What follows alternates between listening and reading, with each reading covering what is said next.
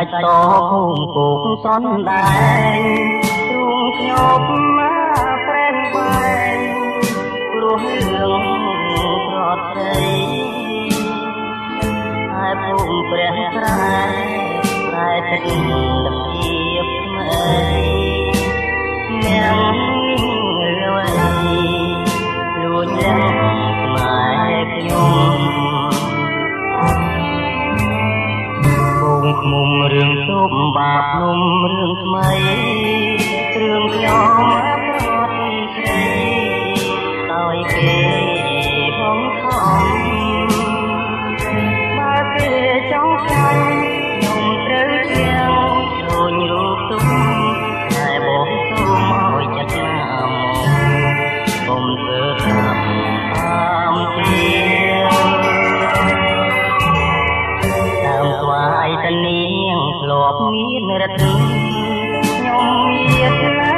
ពីបាបផ្លែអ្នកមិនជួយបើខ្ញុំដូចទុំបាបខ្ញុំត្រូវព្រួយទេដល់ឈ្មោះឲ្យជាទុំថ្មី